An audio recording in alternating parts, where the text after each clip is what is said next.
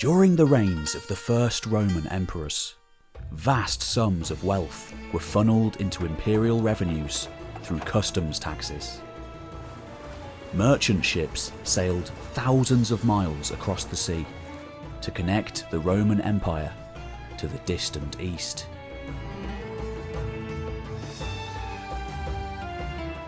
In 150 AD, the rhetorician Lucian describes how a Greek student in Alexandria sailed up the Nile as far as a port on the Red Sea, called Clysma.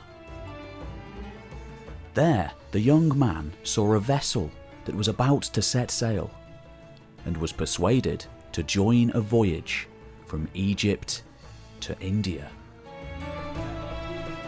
In those days, it was a 40-day sailing out onto the open ocean, driven by the monsoon waves, winds, and torrential rain. On the way, merchants would have told the young student about the legacy of Alexander the Great and the Greco-Indian kings who once ruled lands close to their destination. The remains of Greek civilization in northwest India stood there still, not just in ruins, but in religion, culture, and the descendants of colonists from as much as 4 or 5 centuries before.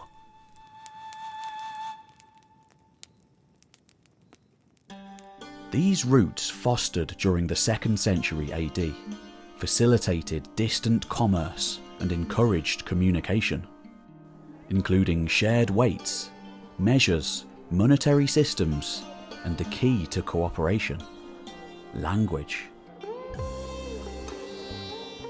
Yet more evidence comes from a Roman merchant report, known as the Periplus of the Erythraean Sea.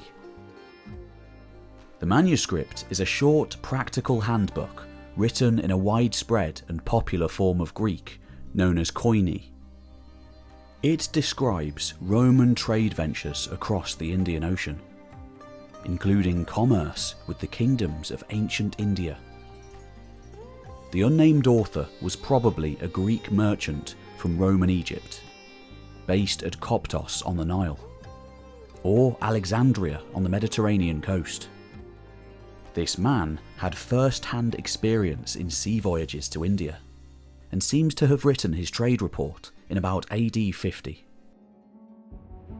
By this period, more than 100 Roman ships sailed to India every year, utilising the summer monsoon to sail swiftly across the ocean and make landfall near the Indus Valley.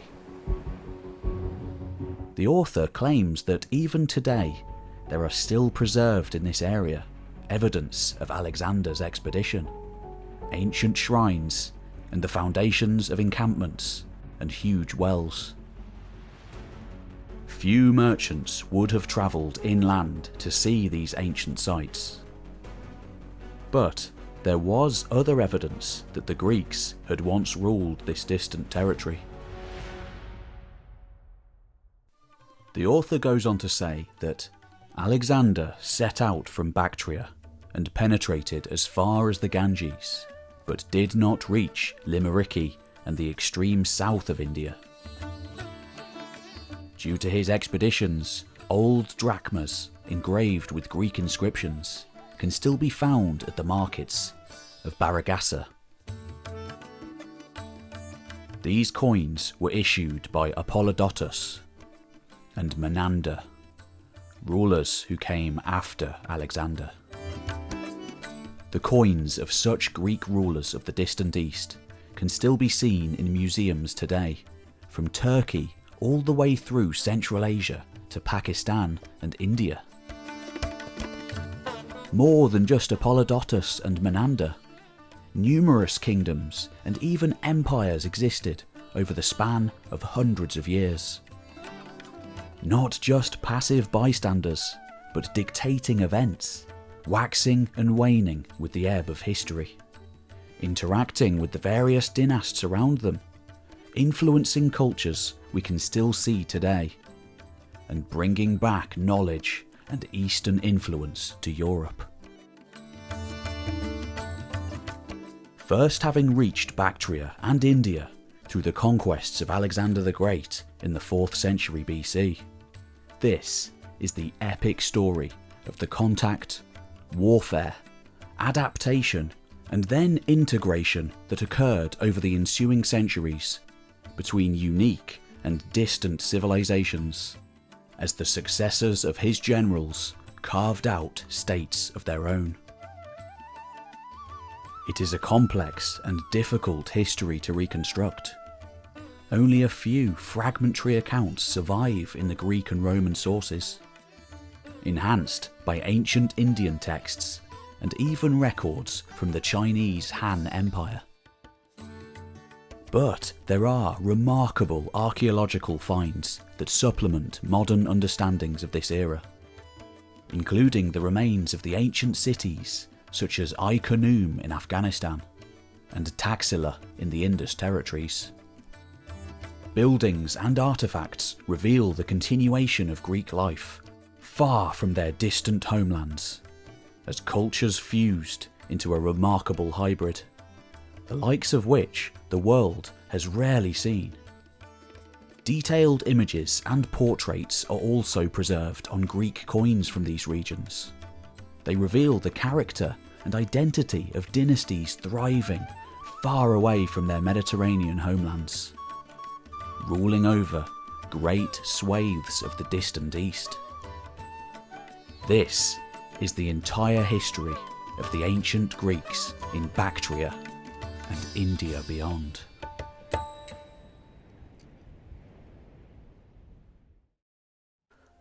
Hello folks, Pete Kelly History Time here. This channel is nearly 10 years old now. I've been doing this, writing, researching, studying history for much longer. That's a long time doing this sort of thing, the vast majority of the time by myself. Don't worry, I'm not quitting or anything like that. There's absolutely loads of things coming up this year. But I am also doing some new things. I've just finished recording a series of 12 podcast episodes called History Time Unearthed, where I talk to archaeologists and historians about their areas of expertise. I've managed to get some absolutely huge names on there. It's been absolutely amazing making it, so check that out. But also, I'm doing tours now. I'm escaping the internet onto the real world. And you should come with me. In September, I'm going to Anatolia to explore the incredible ancient mysteries of that vast place.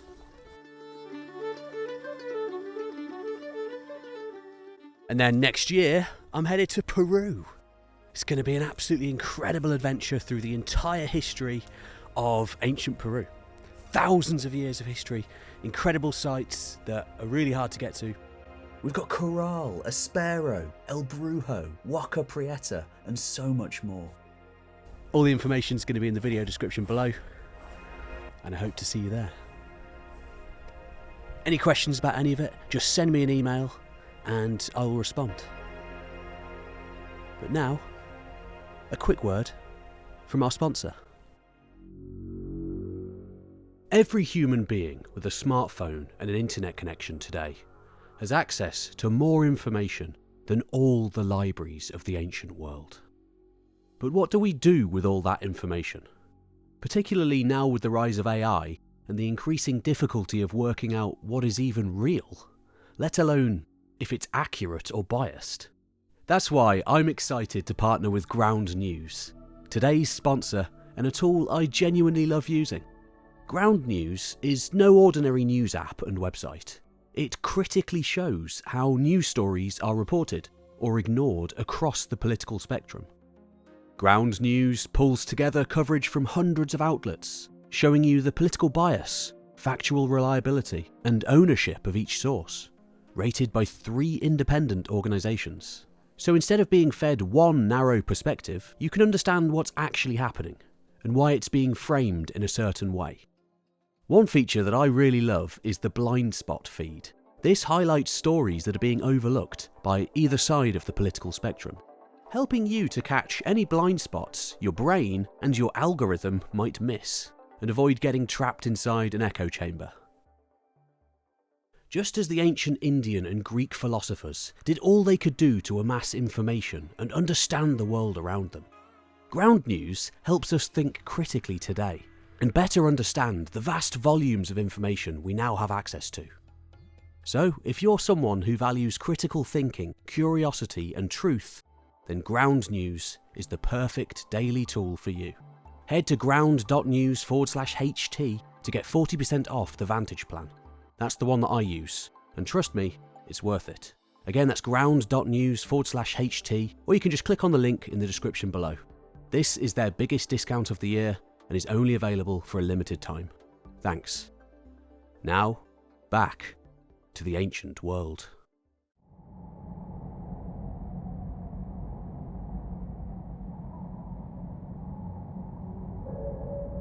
After conquering Iran, Alexander was determined to equal the Persian kings by seizing all that they had once held. He led an apprehensive army through the barren mountains of the Hindu Kush and down into the river valleys that formed the northwestern edge of ancient India. Through an alliance with a local king, Alexander acquired the Indian city of Taxila. But to many of the Greeks who followed him, it seemed as if they had entered another world. The climate, the culture, and religions of people in these regions were all utterly unfamiliar. Then, at the Battle of the Hydaspes River, the Greeks encountered the full ferocity of Indian war elephants. Almost certainly, for most of the men present, their first experience of the mighty beasts. Trained specifically for war already for centuries, if not millennia.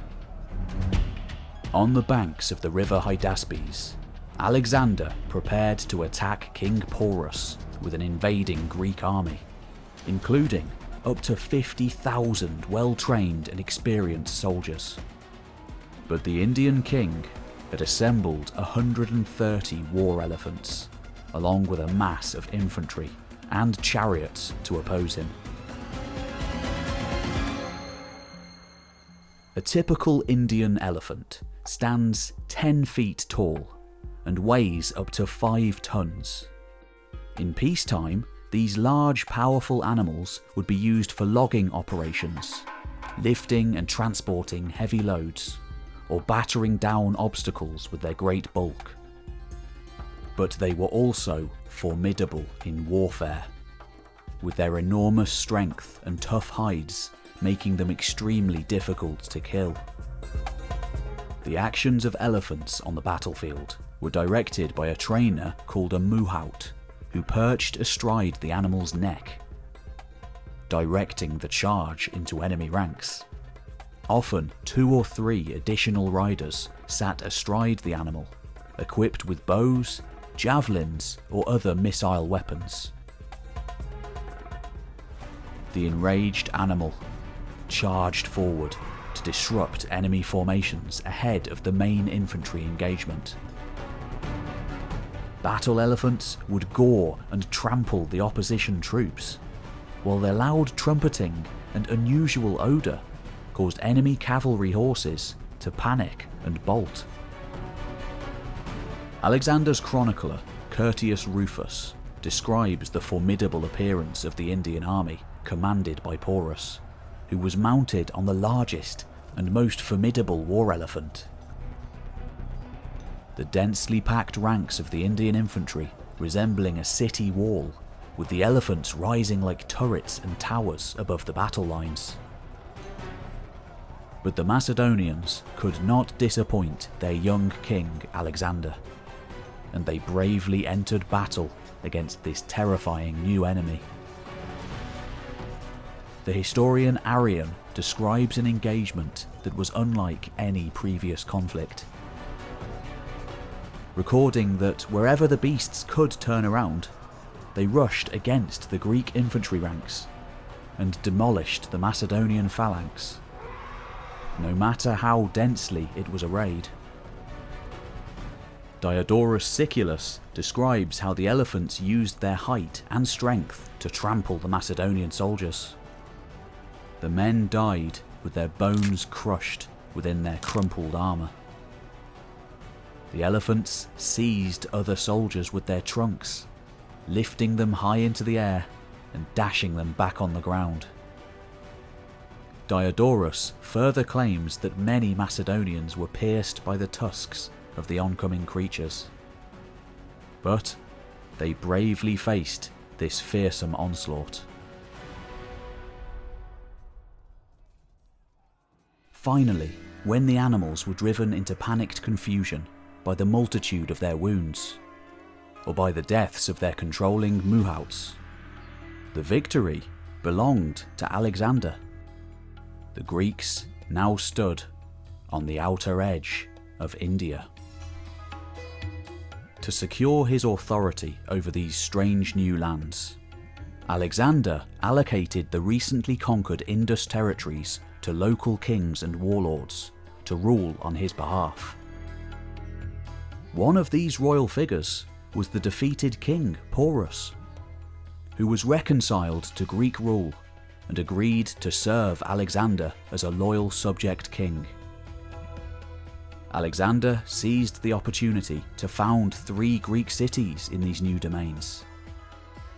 These power centres controlled strategic routes, with founding populations of injured or exhausted soldiers released from the Greco-Macedonian military.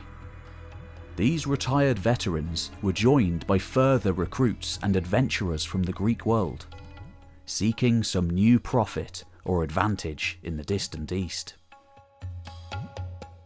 The new cities included Alexandria Arachosia, near the Hindu Kush, the site of modern-day Kandahar. There, the colonists interacted and mingled with people who had been building cities already for thousands of years. The ruins of their great Bronze Age metropolises, like Mundigak, still standing there today. Curtius Rufus suggests the size of these settlements when he records that 4,000 Greek infantry and 600 cavalry were left as a garrison in Arachosia. The twin cities of Alexandria Bucephalus and Nicaea were further east, near the Helum River and the Hydaspes battle site. Meanwhile, the Indian city of Taxila, where several archaeological sites still stand now at Sirkap and Bur, a Greek-occupied capital, became an important base for Macedonian power and military operations in the area for centuries to come. Alexander was undaunted by his battlefield experience at the Hydaspes, and prepared his army to march even further east from the Indus.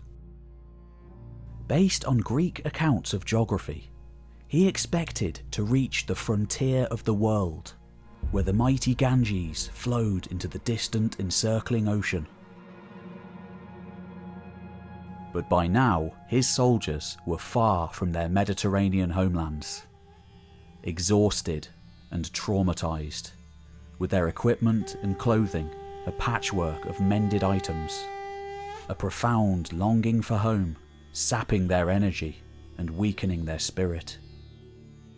Some must have questioned if they were still within realms under the protection of familiar Greek gods, or had they strayed into the domains of strange and hostile deities. Others, traumatized, could not forget the horrors of elephant warfare.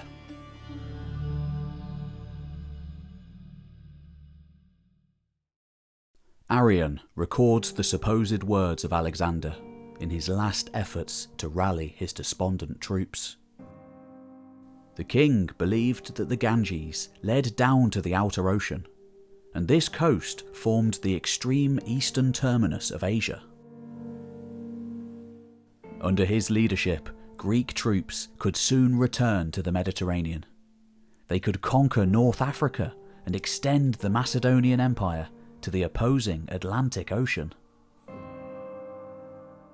But fear and exhaustion now threatened to overcome the dream of world conquest. Plutarch describing how the Macedonians lost their courage after their battle with Porus. They had heard rumours and reports concerning the vast size and depth of the Ganges River. But now it seemed that the kingdoms beyond had assembled an immense army, including 6,000 battle elephants.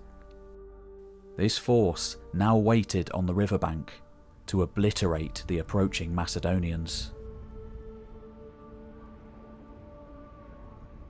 Alexander's eastern advance therefore ended in northern India.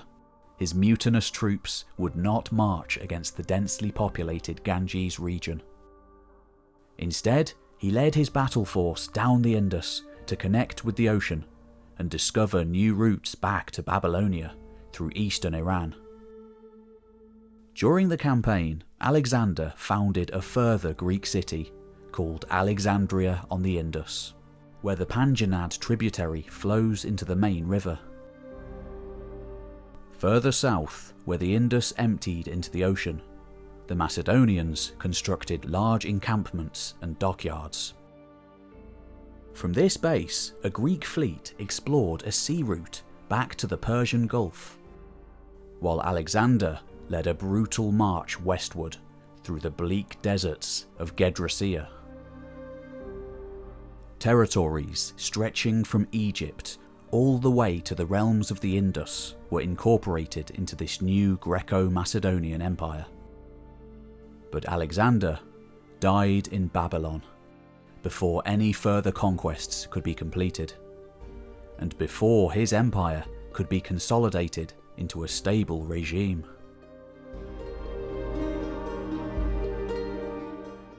Alexander's funeral cart was a giant mobile shrine encased in gold decoration and pulled by 64 mules. Panels along its length displayed the king's vision for a vast empire that would have forged Greek and Asiatic cultures into a new world superpower. According to Diodorus, the first panel depicted Alexander in a chariot, leading a royal guard of Persians and Macedonians, while before them stood a mass of soldiers. The second panel showed elephants arrayed for war, with Indian muhouts directing the elephants to follow the Macedonian troops. The third tablet depicted cavalry squadrons, formed up in battle array, and the fourth displayed war galleys ready for naval combat. But Alexander had not left a successor who could assume absolute power. The armies were soon divided between rival commanders who fought for supremacy. One of these generals, named Ptolemy, managed to seize the king's carriage as it headed back to Macedonia, and transported Alexander's body to his new power base in Egypt. The struggle for Alexander's royal legacy had begun.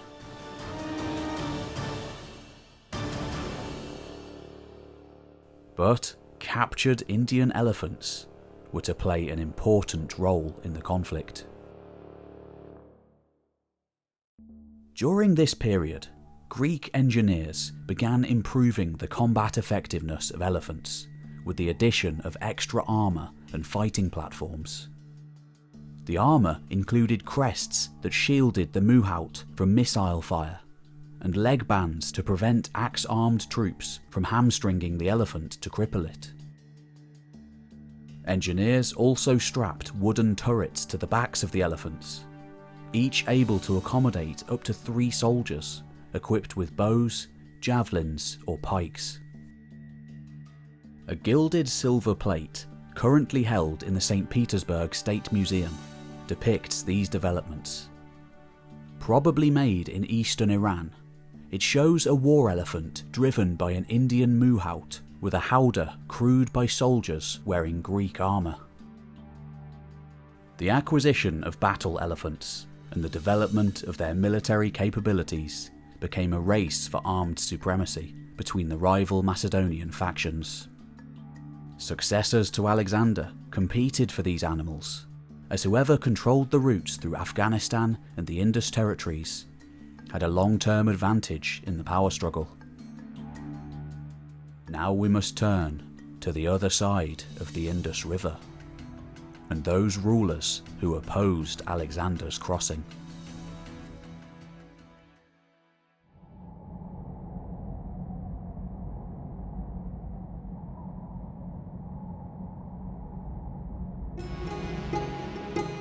It was said that when Alexander held court in the captured Indus territories, a young Indian dignitary watched his actions with great fascination. As he observed this Western warrior king, he was inspired by a new form of leadership. The youth was named Chandragupta, and he was destined to create a new indigenous empire in ancient India, one of the greatest of them all. The Greeks called Chandragupta Androcatus, and according to Plutarch, Chandragupta had seen Alexander in person. In later times, he would often say that the Macedonian king had narrowly missed out on making himself master of all India. Perhaps the young Chandragupta voiced his criticisms without caution, or maybe he seemed too ambitious. The historian Justin records that he offended Alexander with such bold statements, and when the king gave orders for his execution, he only saved himself by rapidly fleeing on foot. Whatever the reality, Chandragupta moved on from the Indus region and led insurrections against the Nanda dynasty in the Ganges territories. Meanwhile, with the death of Alexander and the factional infighting that followed, Greek control over the Indus region was in jeopardy. The Macedonian commander Eudemus assassinated Porus, the Indian king, then sent garrison forces from the Indus region into Persia, wishing to assist generals fighting for power in the centre of the empire. In doing so, he critically weakened Greco-Macedonian control over the Indus area.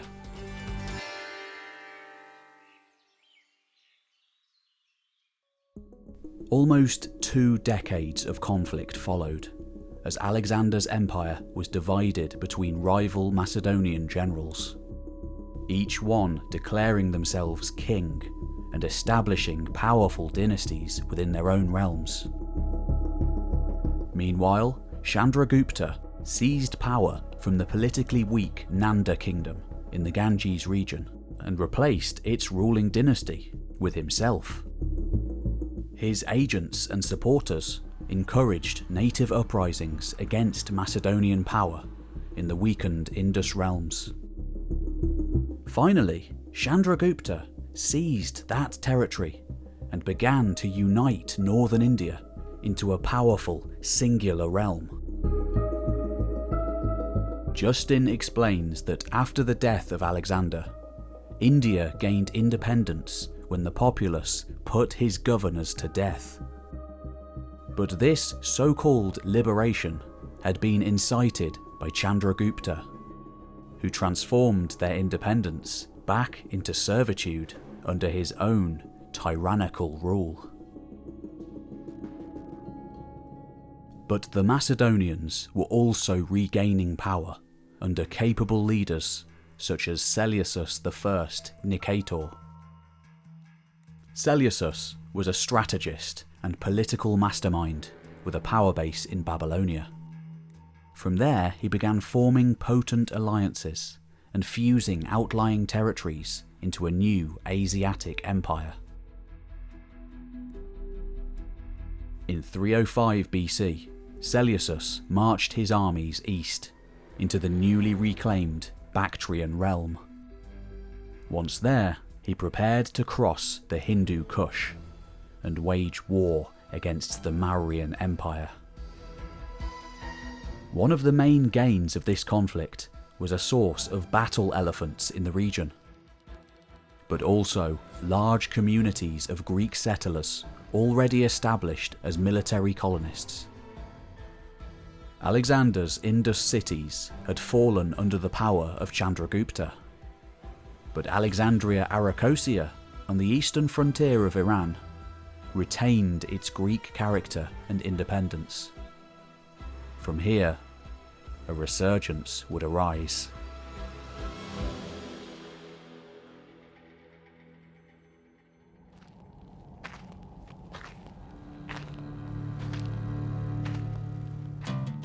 Had it not been for the short-lived empire of Alexander that preceded it, the state carved out by his general Seleucus would have been the greatest Hellenistic polity in all of history.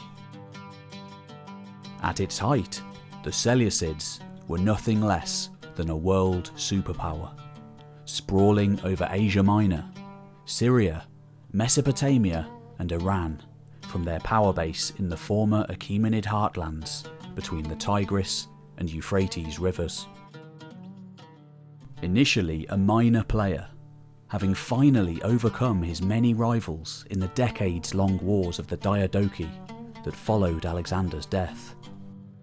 The army that Seleucus prepared for the reinvasion of India in 305 BC may have actually been as large as Alexander's original campaign force.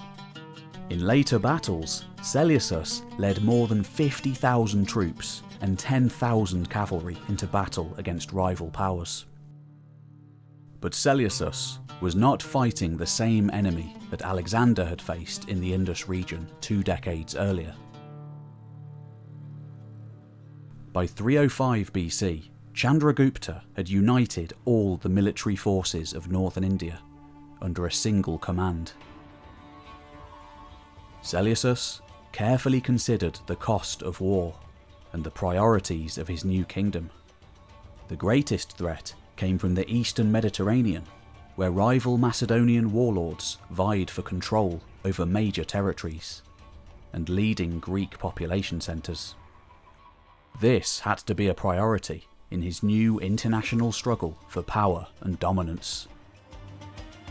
Seleucus therefore drew upon his talent for negotiation and sought a political solution with Chandragupta. The peace deal delivered 500 war elephants to Seleucus.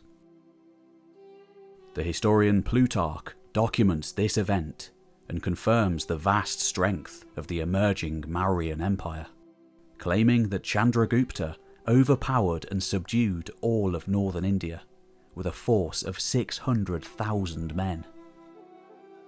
A vastly inflated number, perhaps, but one which aptly gets the numerical superiority of the Mauryans across. This new elephant battle force allowed Seleucus to surpass his Mediterranean rivals.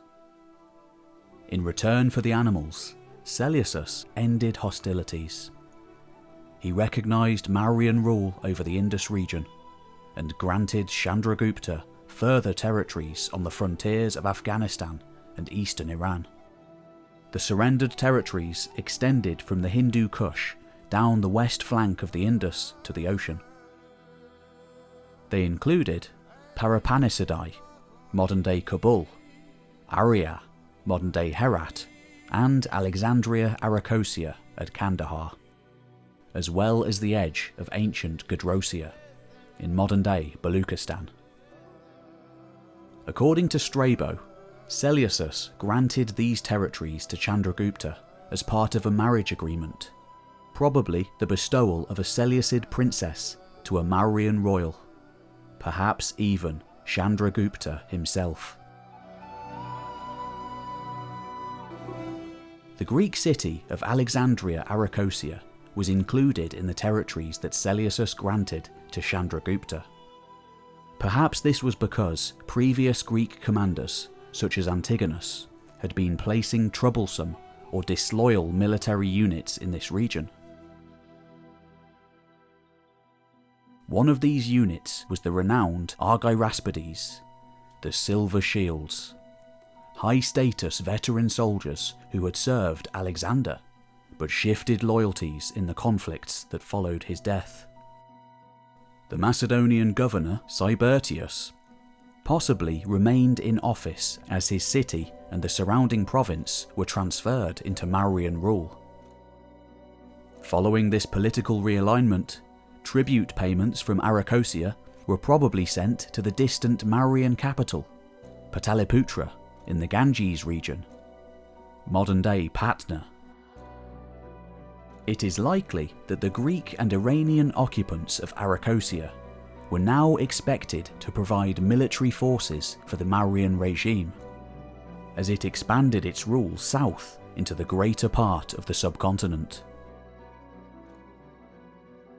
By this point, an entire generation of Greeks, and Persians too, having grown up in Bactria and the distant east, a society of colonists was beginning to form. Both Seleucus and Chandragupta benefited from secure frontiers, and Seleucus could now redirect his full military focus toward the crucial Mediterranean conflict. A rival commander named Antigonus had gained power in Anatolia and Syria, alongside his son Demetrius. In response, Seleucus allied with his counterparts in Thrace and Macedonia to defeat this powerful enemy. Like Seleucus, Antigonus was one of the older generation of leaders who had fought alongside Alexander. The decisive battle occurred at Ipsus in Anatolia in 301 BC. The Seleucid alliance meant that both sides were able to field similar numbers of infantry and cavalry, but Antigonus could only deploy around 75 battle-weary elephants. Seleucus, however, marched against him with a force that included 400 of these beasts in their physical prime. Led by Demetrius, the Antigonid cavalry pursued the fleeing enemy horsemen far from the battlefield. But this was a fatal error. The Seleucid infantry, reinforced by a line of war elephants, suppressed and encircled the struggling Antigonid infantry. The old king Antigonus perished with his army, awaiting the return of his son. Once again, war elephants had shown their worth on the ancient battlefield and demonstrated how they could nullify the power of Macedonian cavalry. Plutarch records that after this battle, the victors divided up the vast empire, like a carcass cut into portions. The Battle of Ipsus ended any ambitions that Alexander's empire would one day be reunified under a single ruler. But it also confirmed that access to India would shape Western destinies. Seleucus had abandoned the direct Greek presence in India, but Greater Bactria was secured within his empire, laying down roots for an ever-growing Greek presence in Central Asia.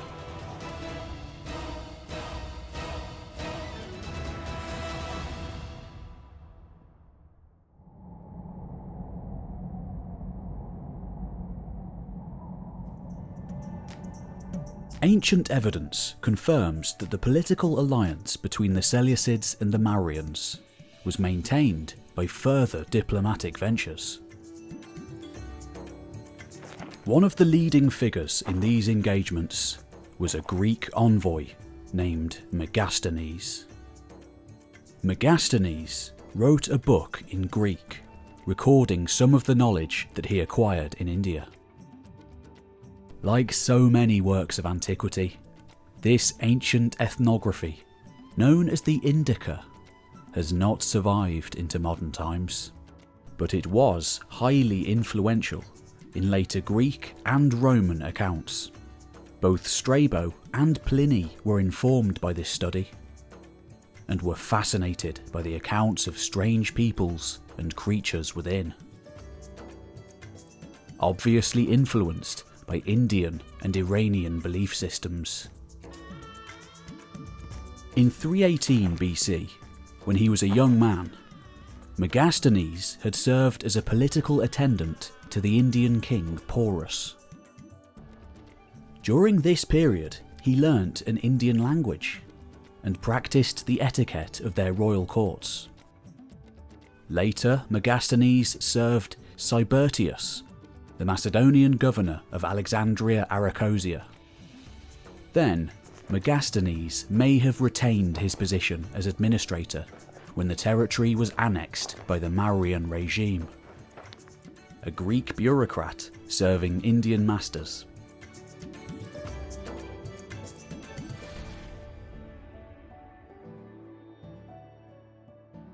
At some point afterwards, Megasthenes found service with Seleucus and became a resident of his new royal palace at Seleucia near Babylon. In this era, fluent in an Indian language as he was, he undertook further diplomatic ventures to Pataliputra and the court of King Chandragupta. Part of this mission may have been to determine the true military strength and resources of the Indian Empire. Megasthenes would have spent a considerable amount of time at Pataliputra, directly observing Indian customs and practices, hearing about their culture and beliefs. At that mighty city, renowned for its strategic position near the Ganges and its pivotal economic and cultural role, as well as political, Megasthenes described Pataliputra's fortifications and royal palace too, as well as its great size. Soon to be a centre of Buddhist and Jain learning and art. Since its founding in the 5th century BC, it was the capital of not just the Mauryans, but the Sungha and Gupta empires that followed. Today, it is still inhabited as the modern city of Patna, revered as one of the holiest cities in India.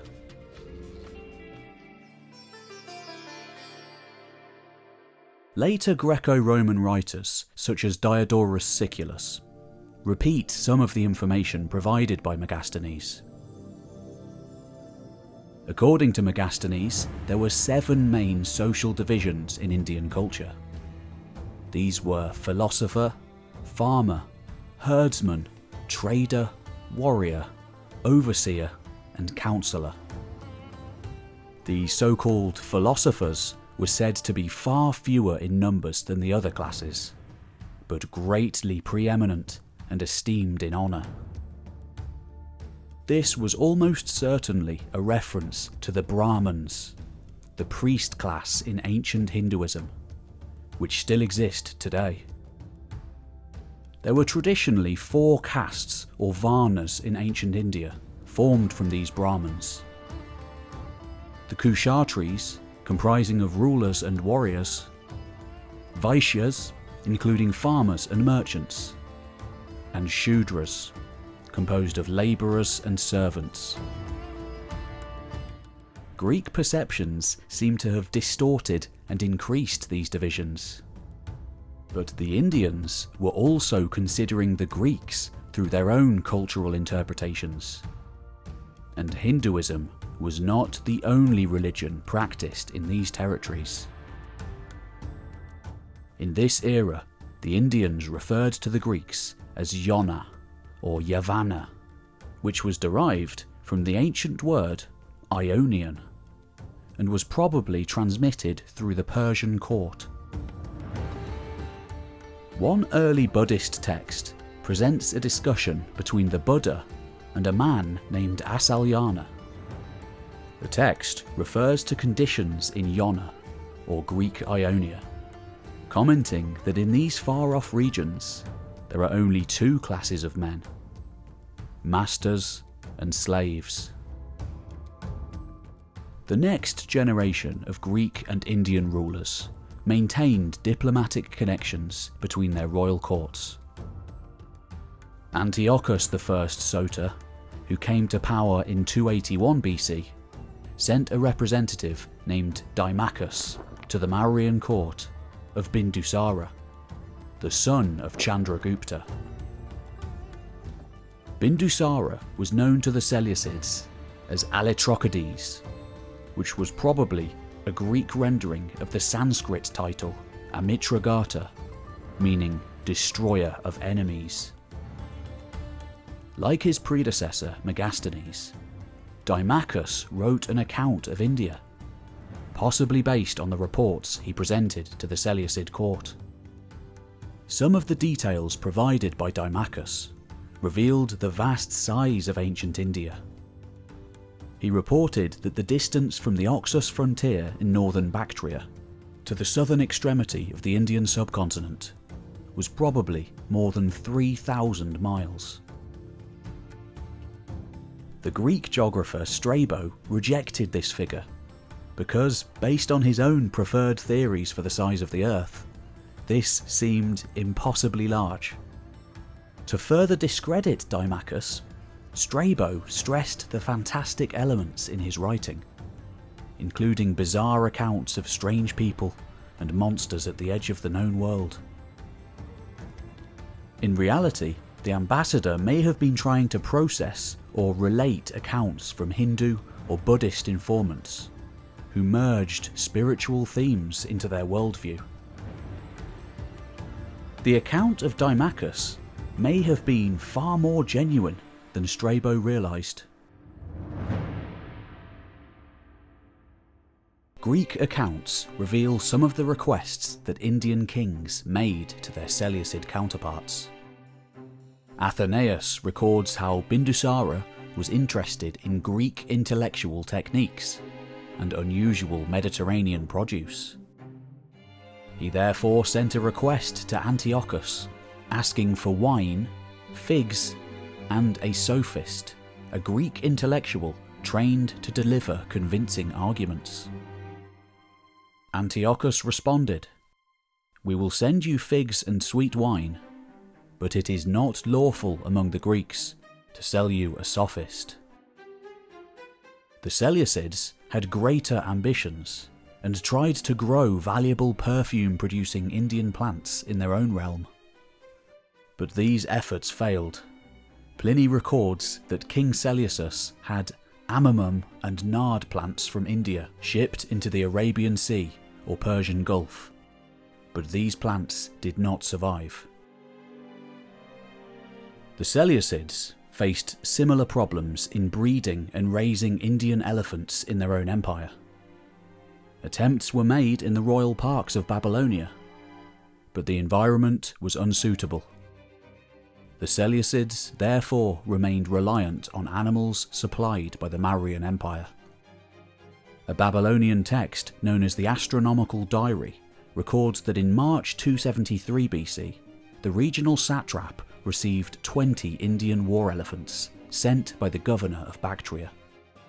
These were Seleucid reinforcements for a war being fought in Syria against the rival Ptolemaic kingdom based in Egypt. This long-term conflict between the Seleucids and the Ptolemies was to have major consequences for the development of ancient world commerce.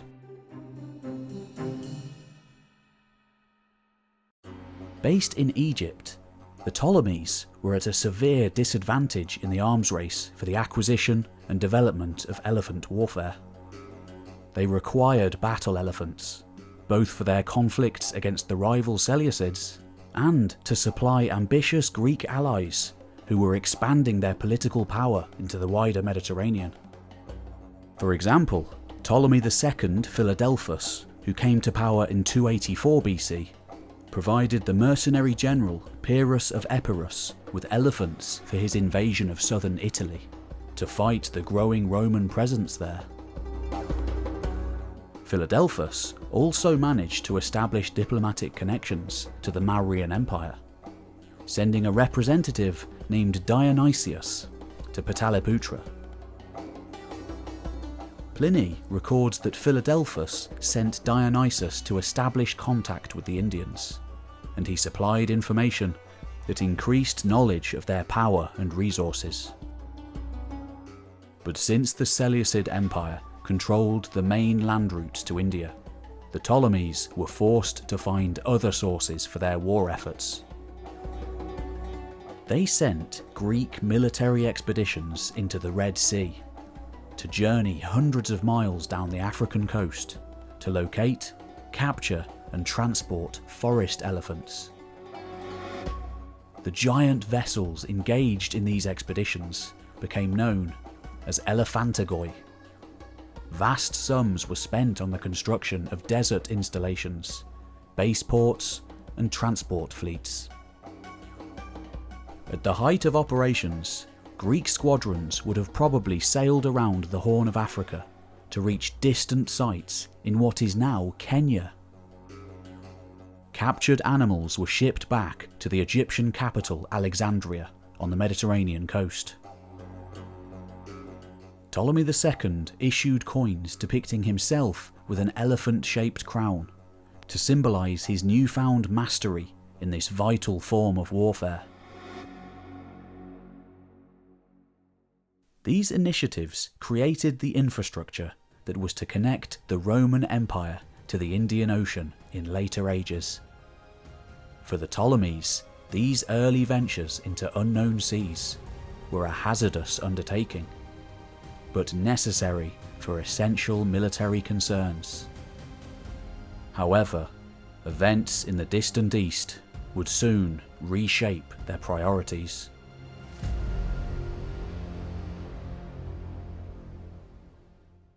When Ashoka, the grandson of Chandragupta, came to power in 268 BC, he continued the military expansion of the Mauryan Empire into southern India.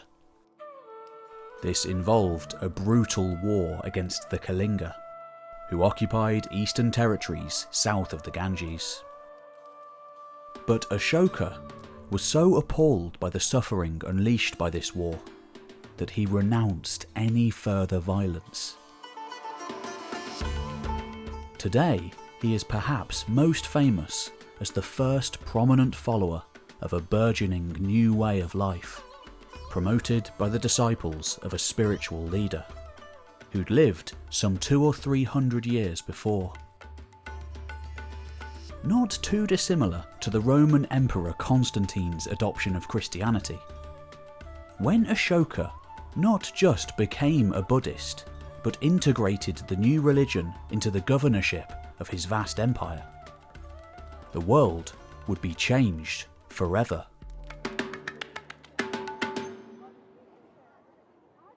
Though not the first Buddhist ruler in India, he was certainly the most influential, promoting Buddhist beliefs widely and issuing a series of royal edicts which documented his conversion. These edicts were displayed across the Mauryan Empire, inscribed on pillar-like monuments, carved into the walls of cave shrines and rock faces, or displayed in the stonework of prominent buildings. Most of the inscriptions are in Prakrit, which was the most commonly used language in ancient India. In central India, the text was written in Brahmi script, but in the Indus region, a local variant known as Kharoshi was used to convey the royal message. After his conversion to Buddhism, Ashoka sent missionaries more than 1,600 miles from the Mauryan capital to the main Greco-Macedonian kingdoms. This included Antiochus, the son of Seleucus, King Ptolemy of Egypt, Antigonus of Macedonia, and Alexander II of Epirus. The edicts record that King Ashoka, beloved of the gods, considers his greatest conquest to be the triumph of Dharma. He has won this great victory both within the boundaries of his kingdom and 600 yojanas from here, where King Antiochus reigns. He has also sent the message beyond this place to the realms of the four kings, Ptolemaya, Amtakina, Makkah, and Alexandala. These royal proclamations were also delivered to Alexandria Arachosia in ancient Kandahar, which was still part of the Mauryan Empire in 260 BC. However, since the dominant community was still Greek, the edicts were translated into Greek for this frontier territory, beginning a long series of back and forth interactions between the Hellenistic world and the followers of the Buddha. Seen most obviously in the long flowing robes of Buddhist statues, particularly in the Gandharan style in what is now Pakistan and Afghanistan. A style which amazingly was undoubtedly influenced by the art of the Hellenistic world.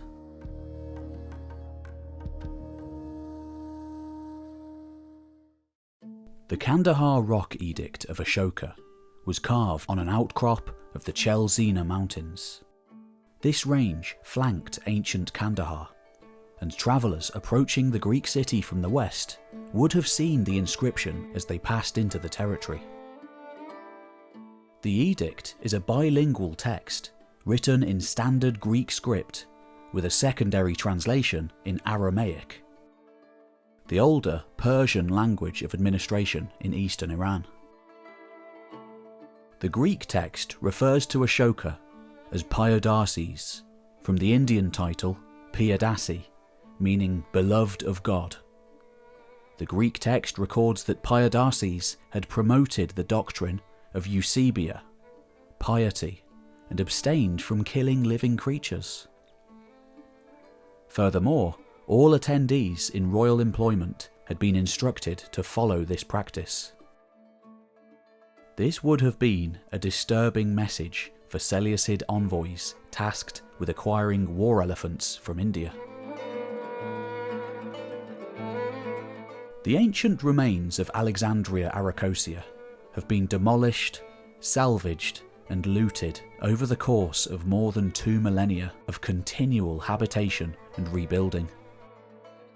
But one surviving aspect of the ancient site is its Greek name, Alexandria, which became Iskandar, in later dialects then Skandar, and eventually modern Kandahar. One of the few surviving traces of the original Greek city is an alabaster block that once formed the base of a statue.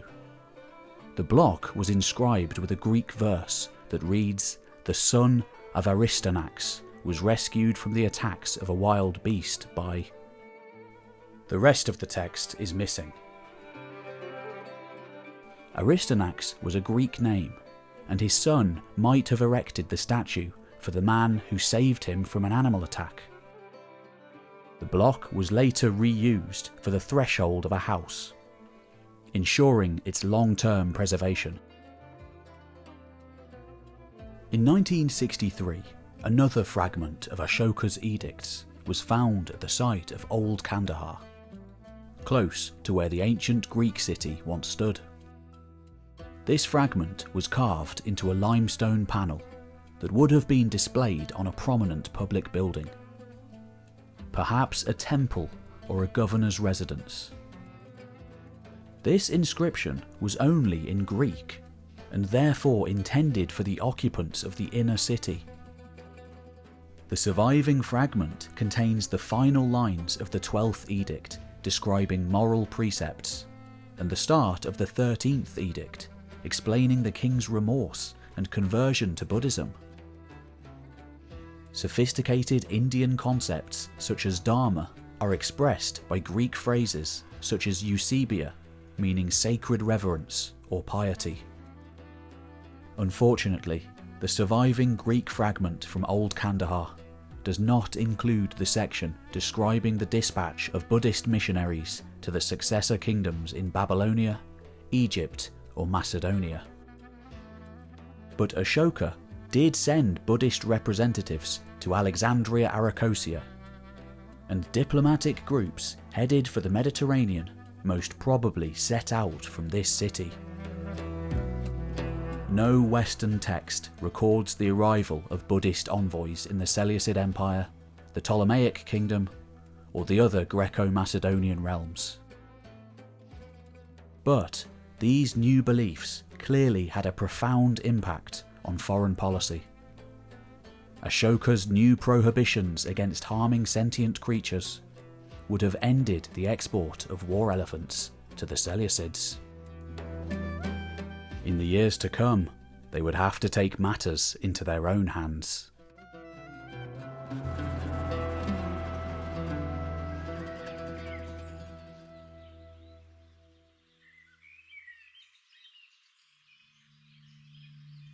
The cities founded by Alexander were polis-like civic communities, populated mainly by retired soldiers, mercenaries, and Greek attendants from the Macedonian army. These colonists were often granted landholdings in subject territories, in return for guarantees of long-term military service. They then passed down the land and the obligation to serve to their descendants. The Greek cities were established in locations that had strategic value in controlling resources or productive agricultural lands, communication routes, or territorial frontiers. The philosopher Plato thought that the ideal polis should include 5,000 male citizens, and if Alexander had followed this practice, he might have settled up to 40,000 Greco-Macedonian subjects in the 8 cities he founded in Bactria and Sogdia. This was a substantial population, possibly similar in size to the Greco-Macedonian settlements of Syria and Mesopotamia, which formed the western section of the Seleucid realm. Accounts of ancient conflicts, such as the Battle of Raphia, suggest that the Seleucids could mobilise up to 40,000 Greco-Macedonian troops from their western possessions. The Seleucids recruited numerous Greek personnel to serve throughout their empire, including Bactria, and this is revealed in literature. In around 315 BC, an Athenian playwright named Menander wrote a popular comedy called The Girl from Samos. Although the work is a fiction, it confirms the eastern opportunities for Greeks of this era. In the play, Moskion, a young Athenian, states that he will get away from here, will hire myself out as a soldier, get shipped out of Athens, and go somewhere like Bactria. Many people in the crowd watching this play might have acted on a similar impulse to enroll in Seleucid service. They would head east, attracted by offers of land, wealth, or adventure. The Seleucid dynasty used Bactria as territory to train crown princes. Seleucus sent his son Antiochus east to control the region, before succeeding to power in Babylonia in 281 BC. The Seleucids practiced miscegenation, and Antiochus I was the son of Apama, the daughter of a Sogdian warlord named Spitamenes. He was therefore a Macedonian Greek with part East Iranian ethnicity, and so he had an ancestral connection to the region. When Antiochus became king, he sent his own son, Antiochus II, to rule in Bactria, before his full succession in 261 BC. Consequently, the region was an important component of Seleucid royal power. Ancient Bactria included Afghanistan, between the mountainous Hindu Kush and the broad-flowing Oxus River, modern Amu Darya. Beyond the Oxus was Sogdia, which extended north to the Jaraxes River. The Jaraxes formed the frontier between Sogdia and the steppe, an empty and seemingly endless expanse of grassland that stretched eastward into unknown regions. The broad and fertile Fergana Valley led east from Sogdia towards a dense cluster of high-altitude mountain ranges, which merged into the Himalayas, forming the terminus of Greek and Iranian territories. When Antiochus II succeeded to power in Seleucia, Diodotus, the satrap of Bactria, became the most powerful Greek authority in the distant east. But within a decade, he had revolted from the Seleucid state and declared himself ruler of an independent Greco-Bactrian realm, which incorporated Sogdia and Fergana. The revolt was a major event in the Greek world, but the only surviving account is a brief mention by the later Roman writer Justin. Justin records that Diodotus defected and proclaimed himself king, while the other peoples of the distant east followed his example. Confirmation appears on the coinage issued by the newly independent Greco-Bactrian kingdom in the 250s BC. Diodotus issuing gold status and silver tetradrachms, displaying his portrait wearing a royal headband known as a diadem. He is depicted in profile, clean-shaven with unruly hair, to resemble the image of the young Alexander the Great on campaign. The reverse of these coins depicts the advancing figure of Zeus preparing to cast a thunderbolt. Later coin portraits have an older depiction of the king, suggesting that the image was representative of his actual appearance. The final coins in this series depict a younger man, his son and successor, Diodotus II Theos, who ruled from 235 to 228 BC. Strabo provides further information about the Greco-Bactrian kingdom, and names two cities in the domain which had earlier Iranian origins. These were Bactra and Darapsa, both in northern Afghanistan. They also ruled Sogdia, situated north of Bactria, between the Oxus and the Jaxartes rivers. The Jaxartes formed the outer frontier of this kingdom, dividing the Sogdians from the mounted nomads who occupied the steppe.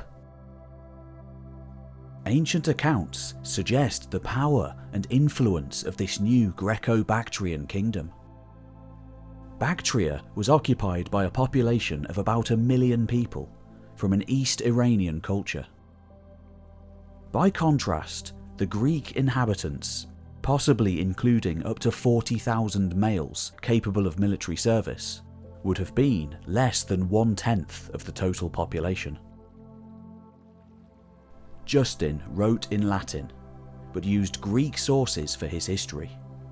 So when Justin famously described Diodotus as the governor of 1,000 cities in Bactria, mil urbium, he is probably referring to small, semi-independent communities, rather than powerful urban complexes.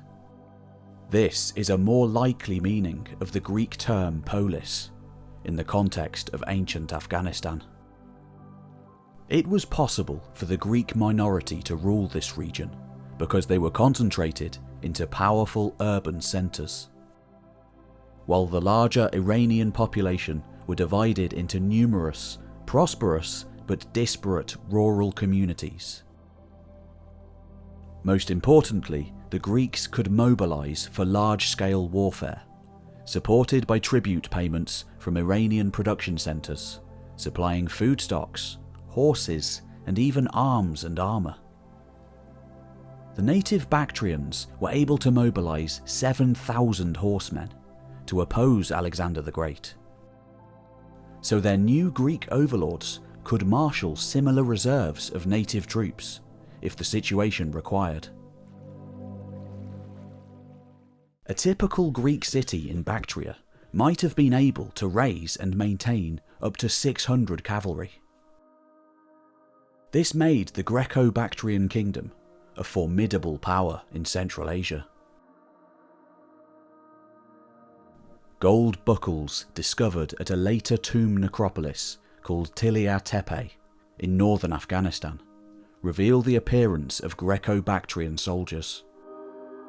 The buckles depict well-armoured Greek soldiers with spears, shields, armoured skirts, and Attic-type helmets. Images on the reverse of later coins also suggest the appearance of Greco-Bactrian cavalry. They are depicted as armoured riders on tall, muscular mounts. The Greek presence in Bactria was devised as a military colonisation, designed to dominate and rule subject territories. The early Greco-Macedonian soldiers in Bactria would have followed the example set by Seleucus and married local women. However, their descendant communities were large enough to avoid further miscegenation, or mixing with the locals. Consequently, they preserved the original Greek culture of their fathers, down through subsequent generations. Their cities had Greek-style theatres, gymnasiums, temples, and colonnaded buildings that displayed Hellenistic architecture. The surrounding countryside was planted with distinctive Mediterranean crops, including vineyards and fast-growing alfalfa, which provided fodder for their animals. Their descendants wrote and spoke in Greek, and followed Hellenic religious practices. There were two main categories of cities under Greco-Bactrian rule. The first were existing Iranian centres, subject to Greek resettlement after Alexander defeated, reduced, or expelled their existing populations. These cities, which included Bactra and Darapsa, were reoccupied by Greek communities. They replaced or remodelled existing infrastructures to fit their own cultural requirements and expectations. Bactra was the capital of the early Greco-Bactrian kingdom, but it may still have incorporated a significant native population. Other major centres in Greco-Bactria were entirely new foundations that were planned and established as fully functional Greek cities. This included Alexandria on the Oxus, Alexandria Ariana, modern-day Herat, and Alexandria Caucasus, at modern-day Bagram. Many centuries of occupation at these sites have destroyed most of their original structures, or buried the remains deep below the surface. But there is an exception. This is the modern site of Ai-Khanoum in eastern Afghanistan. The ancient name of the Greek city located here at Ai-Khanoum is not known for certain. It might have been the city of Alexandria Oxiana, founded by Alexander himself, but nothing so far discovered at the site confirms this identification concretely. Ai-Khanoum is positioned in a fertile and naturally well-defended stretch of land between the Amu Darya River and a tributary called the Kokcha. This territory, covering an area of about 74,000 acres, was well irrigated by ancient canal systems that sustained agriculture. A Greco-Macedonian settler here could expect a basic land grant of around 14 acres in return for military service, meaning that the region could have incorporated well over 4,000 settlers. The eastern flank of the territory was protected by a northern extension of the Hindu Kush range, leading to valuable resources in the eastern mountains.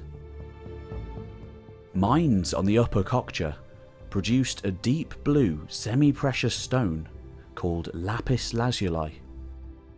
This was the only known source of this valuable gemstone in the ancient world, making it especially sought after. Other sites in the mountains produced valuable copper, iron, lead, and rubies. Excavations at Ai-Khanoum in northern Afghanistan began in 1961, soon after the discovery of the ancient site. The work was led by a team of French archaeologists who excavated remains next to a tall outcrop rising 200 feet above the surrounding landscape. This rocky outcrop was once a fortified acropolis, overlooking an ancient city that bore all the features of a Greek urban centre. The city may have functioned as the royal capital for Antiochus I when he was overseeing the eastern provinces for his father Seleucus. This would explain the presence of a royal palace at the site in an era where nearby Bactria was still considered the regional capital.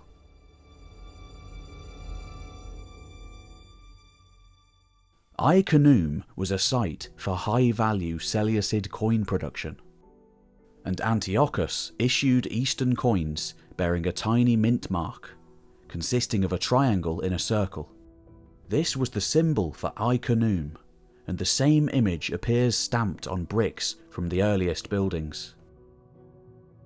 Many of the present ruins at Ai-Khanoum date to the later period of Greco-Bactrian independence, when a king named Eucratides was in power.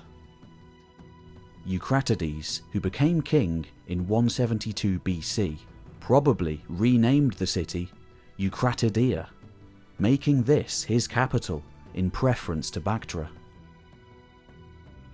Ai-Khanoum was surrounded by long mud brick ramparts, bolstered by towers and encircled by a steep ditch. The northern ramparts were particularly strong, rising 30 feet high and extending to 20 feet thick. Excavations revealed 3 temple sites here: a large sanctuary on the main street near the palace, a smaller temple outside the northern wall, and an open-air podium on the Acropolis. The Greeks had a long tradition of displaying large cult statues, but as Bactria lacked marble, the inhabitants of Ai-Khanoum used clay and plaster to fashion their sculptures. The main temple probably housed a seated figure of Zeus, as one of the surviving fragments is a foot next to the tip of a thunderbolt. However, this temple had the solid enclosed walls of a Zoroastrian fire cult building, instead of the column-lined porticos of a traditional Greek place of worship. The Greeks possibly employed Iranian craftsmen, and perhaps it was a statement of power to place their god within the most revered sacred space known to the native population. The Greeks had transplanted themselves and their gods into new surroundings, where they could now dominate and thrive.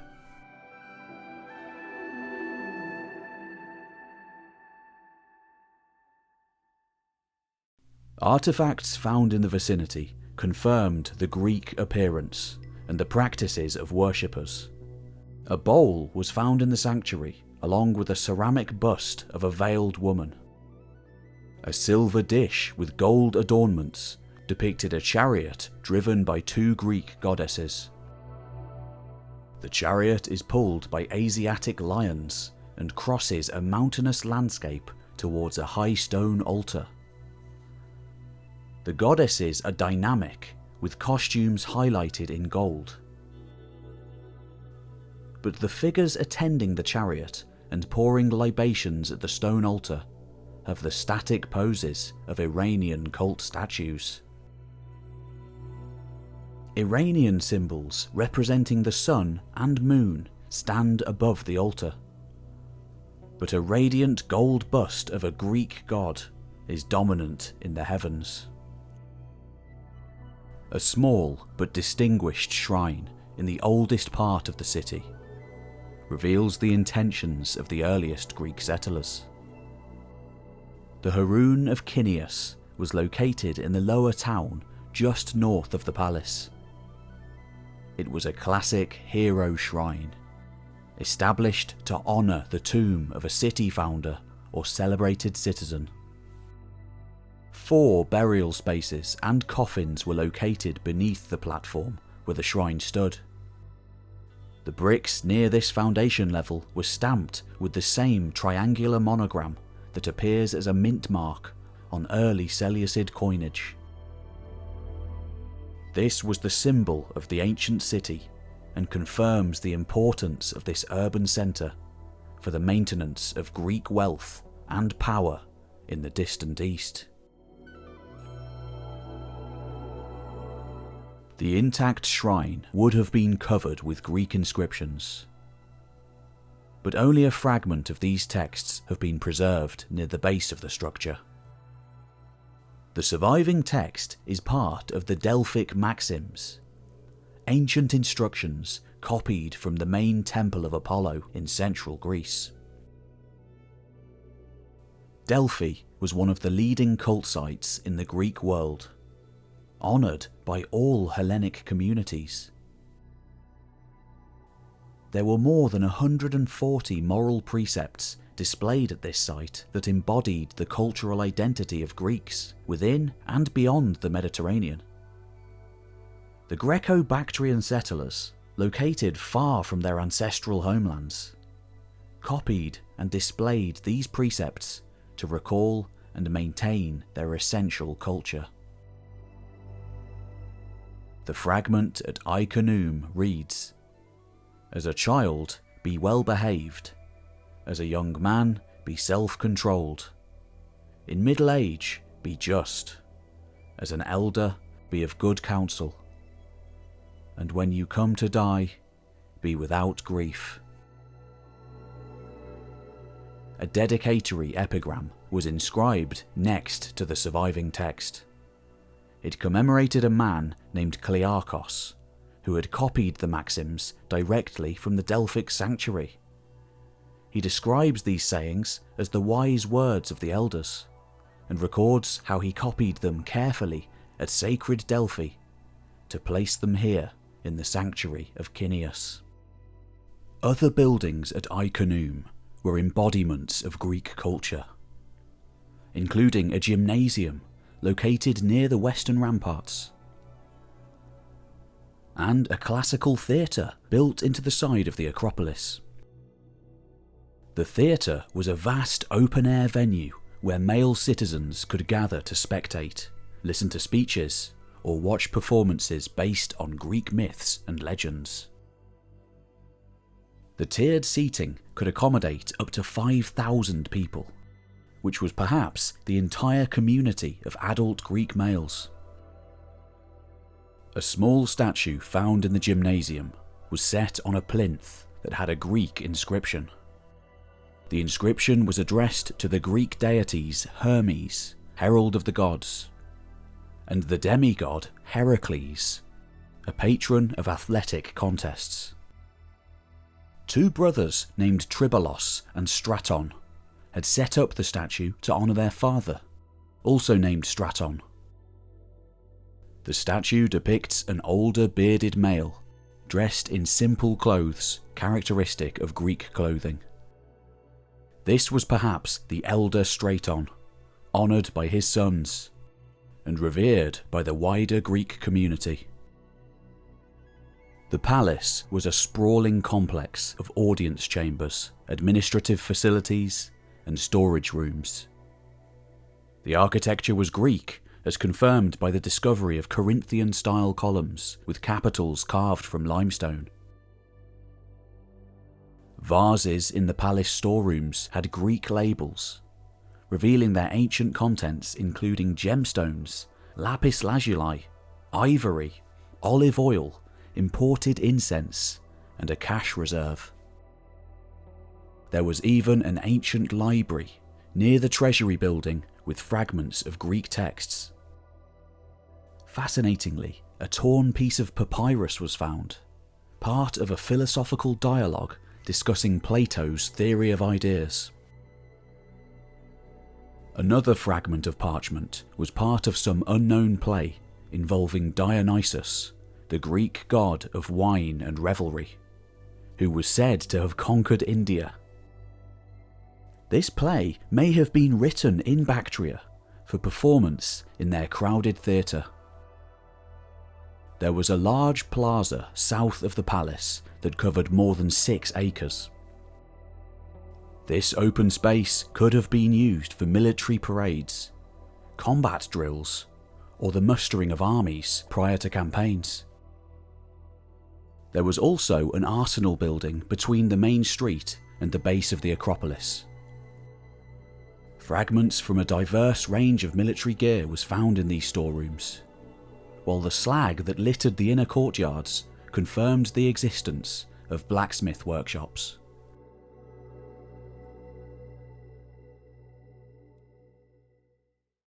In 228 BC, the Greco-Bactrian king Diodotus II was killed by a usurper named Euthydemus, who founded his own royal succession, called the Euthymiid dynasty.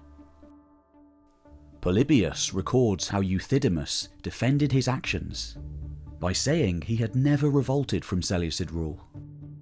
Instead, he had merely taken the throne of Bactria from its current usurpers by destroying their dynasty.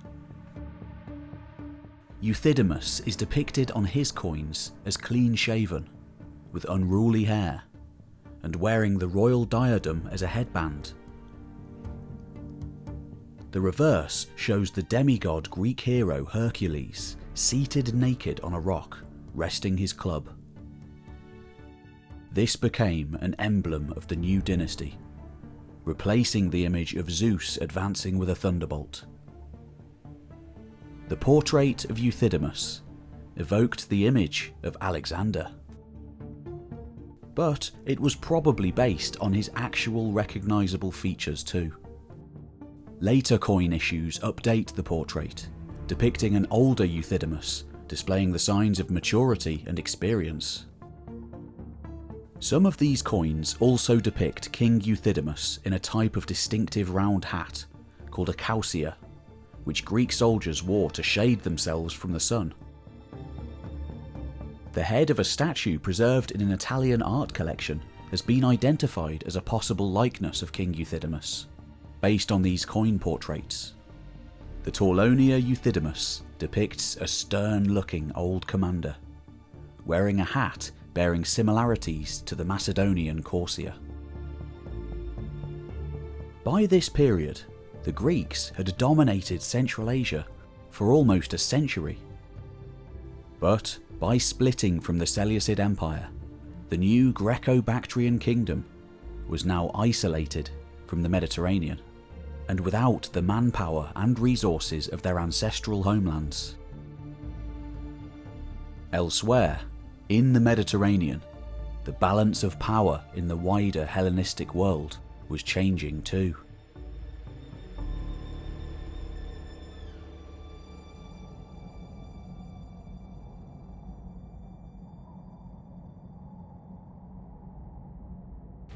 By the time a new King of Kings came to the Seleucid throne in 223 BC, the once mighty realm had been on the decline for years.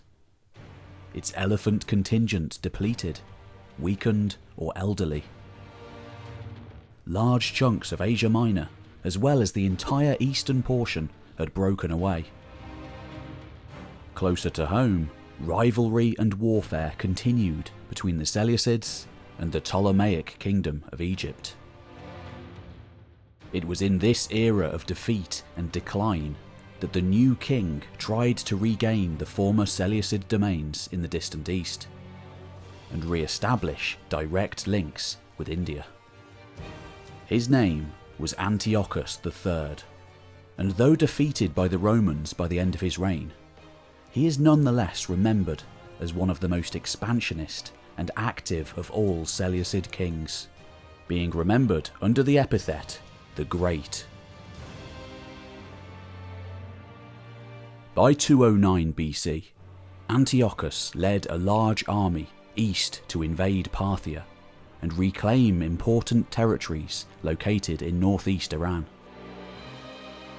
This was a strategic region that had been overrun by a steppe-based people called the Parni, who established their own dynasty in the area under a ruler named Arsaces.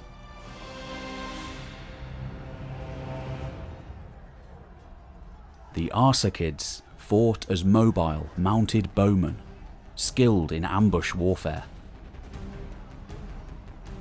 Antiochus managed to occupy the capital, Hekatompelos, the gateway to the distant east, then marched through Hyrcania, the narrow belt of fertile territory south of the Caspian Sea. Meanwhile, further east, the Greco-Bactrian king Euthydemus realised the danger and mobilised his army. He sent a large cavalry force of 10,000 troops to the Arius River to prevent any Seleucid advance into his realm. Antiochus responded immediately, marching for 3 days to reach the river. He crossed at night with an advance force that included his cavalry divisions, supported by 10,000 peltasts, skirmishers and fast-moving missile troops. Polybius records the events that followed. When the Bactrian horsemen learned that Antiochus had crossed, they rushed to intercept the intruders. They attacked the Seleucids while they were still advancing in marching line and unprepared for battle.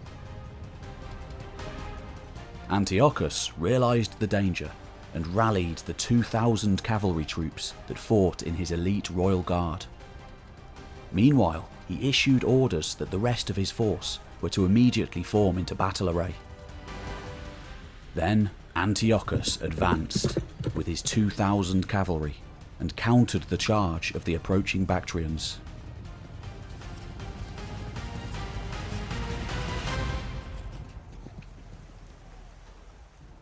This bold counterattack delayed the enemy, allowing the lightly armed Seleucid infantry to successfully form up and engage their assailants. Less than half of the Bactrian horsemen escaped the battlefield, fleeing back to Euthydemus and the main Greco-Bactrian army. Realising he faced a courageous and determined enemy, Euthydemus retreated back to Bactria and prepared his cities for siege. The Seleucid army occupied Bactria for 2 years, maintaining a blockade on the heavily fortified Greek cities. But they could not capture these well-garrisoned centres of power. Both sides therefore entered into peace negotiations. According to Polybius, Euthydemus sent his son Demetrius to verify the agreement. Antiochus is said to have admired the manners and dignity of the young man, regarding him worthy of royal rank. He therefore offered him one of his daughters in marriage, and gave his father Euthydemus permission to call himself the King of Bactria. Antiochus had succeeded in getting what he wanted. The Seleucids and Greco-Bactrians were now in alliance, and their peace agreement gave the Seleucids access to India and a source of war elephants once more. After an absence of almost a century, Greek armies once again crossed the Hindu Kush to reach the Indus realms. Antiochus obtained elephants and wealth from an Indian king named Sophagesonus, and according to Polybius, he accumulated 150 elephants. With his force resupplied in Bactria, he personally led his army on the return march to Babylon. Once again, the route to India was opened up to the Greeks, with exciting possibilities for eastern expansion. But it would not be Antiochus or his Seleucid successors who would eventually seize these new opportunities.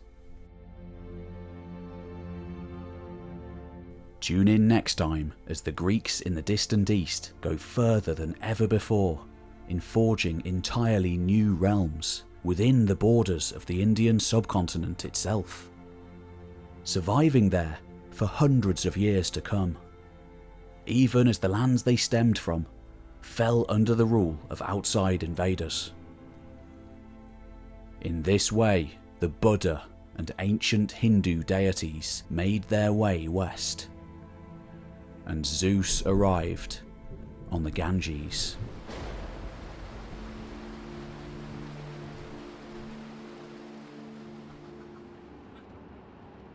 You've been watching History Time. Don't forget to like and subscribe to help non-AI generated history documentaries survive in YouTube's algorithm. And let us know what you think in the comments.